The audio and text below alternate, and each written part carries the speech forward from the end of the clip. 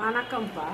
இப்போ கல்யாணமாகி அந்த தம்பதிகளுக்கு ஒரு வருஷம் கூடுதலாக போனால் 2 வருஷத்துக்கு நம்ம பார்க்கலாம். குழந்த பிறக்குதா பிறக்கலையா, குழந்த பிறந்துட்டா பிரச்சனை இல்லை. குழந்த பிறக்கலைன்னா அந்த பொம்பளை ஆளுகளவே நம்ம குறை சொல்லக்கூடாது. எல்லாம் என்ன சொல்லுவாங்க, பொம்பளை பிள்ளைகளை தான் குறை சொல்லுவாங்க. உனக்கு உடம்பு சரியில்லை, நீ குழந்த பிறகு ஆயிடுச்சு. அப்படி இல்லை, அவங்களுக்கும் குற்றம் குறை இருக்க தான் செய்யும். இருந்தாலும் ஆம்பளை பிள்ளைகளுக்கு இருக்க தான் செய்யும். ஆம்பளை பிள்ளைகளுக்கு அந்த உயிரணுக்கள் பத்தாமல் இருந்தால் இந்த மாதிரி பிரச்சனை வரும்.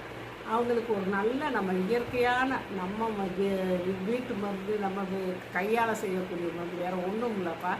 முருங்கைப்பூ ஒரு கைப்பிடி எடுத்து நல்லா சுத்தம் பண்ணிவிட்டு, 1 டம்ளர் பசும்பால் கூட கொஞ்சம் ஒரு 1/4 டம்ளர் தண்ணியை சேர்த்து அதை போட்டு நல்லா கொதிக்க வச்சு, இந்த கருப்பட்டி இருக்கு இல்லையா, அதை தட்டி போட்டு ரொம்ப கொதிக்க போட்டக்கூடாது. கொஞ்சம் ஆறின பிறகு கருப்பட்டி போட்டு கலந்து தினமும் ராத்திரி 48 நாள் குளிச்சுட்டு வாங்க.